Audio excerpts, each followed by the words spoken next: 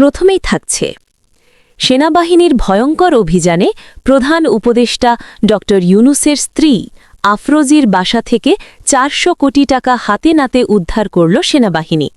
গোপন সূত্রের ভিত্তিতে তল্লাশি করা হয়। আন্তর্জাতিক আদালতের রায়ে ড ইউনূসকে গ্রেফতারের নির্দেশ। রাষ্ট্রপতির হুঁশিয়ারি, প্রধান উপদেষ্টা ড মোহাম্মদ ইউনূসকে তার ঢাকার বাসা থেকে আটক করেছে সেনাবাহিনী সদস্যরা। আটকের পর ড ইউনূস বলছেন তাকে ফাঁসিয়েছেন সেনাপ্রধান বাকারুজ্জামান।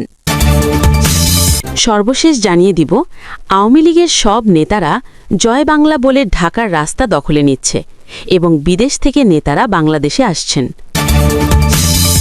এতক্ষণই শুনছিলেন সংবাদ শিরোনাম, এবার বিস্তারিত।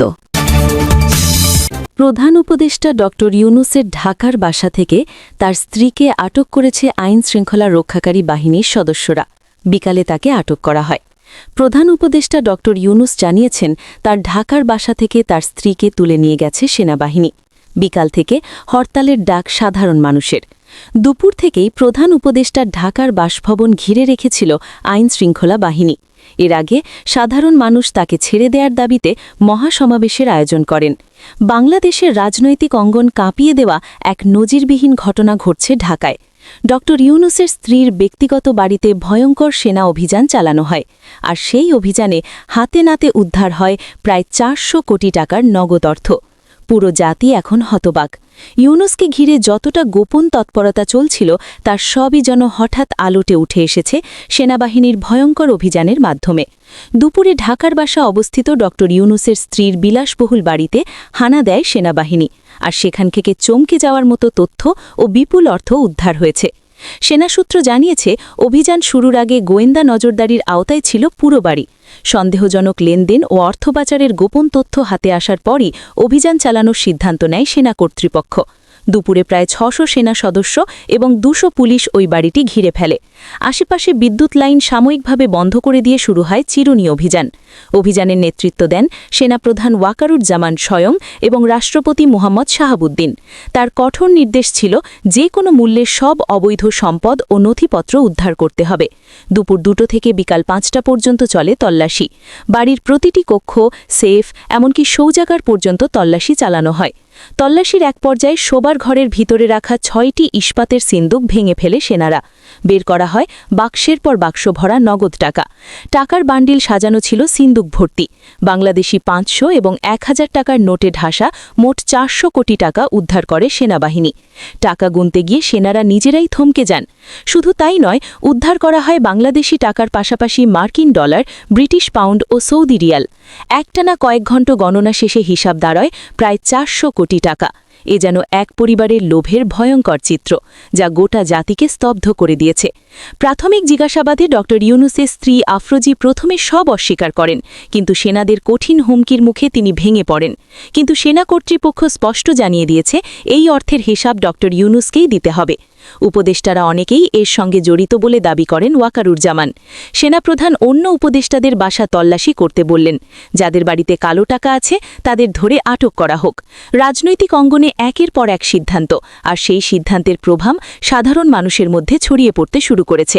ঠিক রাতের সময় আনুষ্ঠানিকভাবে ঘোষণা আসে, প্রধান উপদেষ্টা ড ইউনূস পদত্যাগ করেছেন। সেনাপ্রধান এবং রাষ্ট্রপতির হুমকির মুখে ড ইউনূস পদত্যাগ করেছেন। যে কোনো সময় ড ইউনূসকে গ্রেফতার করা হতে পারে। আন্তর্জাতিক আদালতের রায় ড ইউনূসকে গ্রেফতারের নির্দেশ। এই ঘোষণার সাথে সাথে রাজধানীর বিভিন্ন স্থানে চরম বিশৃঙ্খলা তৈরি হয়। আওয়ামী লীগের নেতারা জয় বাংলা বলে ঢাকার রাস্তা দখলে নিয়ে নিলেন। ড ইউনূস সেনাবাহিনীদের সাথে অনেক সময় কথা কাটাকাটি করেন। পরে ড ইউনূসের সবকিছু ভাস হওয়ার পর হঠাৎ করে অসুস্থতার ভান ধরে শুয়ে পড়েন।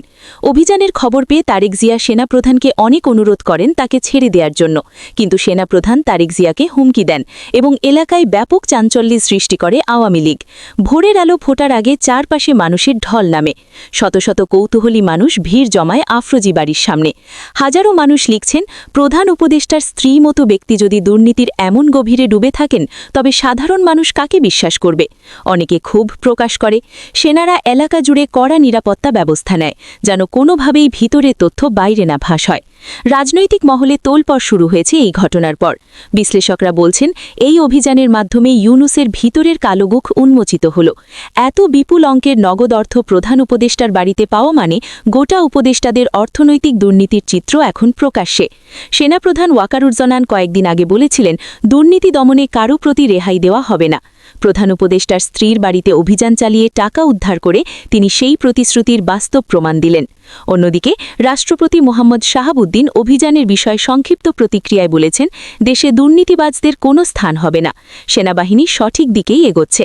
তার এই বক্তব্যে পরিষ্কার বার্তা মিলেছে, দুর্নীতির কালো টাকা দমনে কোনো ছাড় দেয়া হবে না। সামাজিক যোগাযোগ মাধ্যমেও চলছে তীব্র আলোচনা। ফেসবুক, টুইটার, ইউটিউব জুড়ে ভেসে যাচ্ছে নানা ভিডিও ও মন্তব্য। অভিযানের পর সেনাপ্রধান ওয়াকারুজ্জামান সাংবাদিকদের জানান, এটি কেবল শুরু। দেশকে দুর্নীতিমুক্ত করতে আমরা যে কোনো পর্যায়ের অভিযান চালাতে প্রস্তুত। তার এই বার্তা যেন গোটা রাজনৈতিক অঙ্গনের জন্য এক কঠিন সতর্কবার্তা। বাংলাদেশের রাজনৈতিক ইতিহাসে এটা নিঃসন্দেহে এক কালো অধ্যায়। প্রধান উপদেষ্টার স্ত্রীর বাড়ি থেকে 400 কোটি টাকা উদ্ধার মানে রাষ্ট্রীয় শীর্ষ আসন দুর্নীতির দুষ্টচক্রে নিমজ্জিত। তবে একই সঙ্গে এই অভিযান জাতিকে নতুন এক আশার আলো দেখিয়েছে। যত বড় ক্ষমতাবানই হোক, আইনের চোখ ফাঁকি দেওয়া সম্ভব নয়। আজকের এই ঘটনা প্রমাণ করে দিয়েছে, দুর্নীতির শেকড় যত গভীরই হোক, সেনাবাহিনী চাইলে তা উপড়ে ফেলতে পারে। এখন প্রশ্ন শুধু একটাই, এই পথ ধরে কি সত্যিকারের দুর্নীতিমুক্ত বাংলাদেশ গড়ে উঠবে? জনগণ এখন তাকিয়ে আছে পরবর্তী পদক্ষেপ কী হবে। উপদেষ্টাদের অন্য কারো বাসায় কি একইভাবে অভিযান চালানো হবে?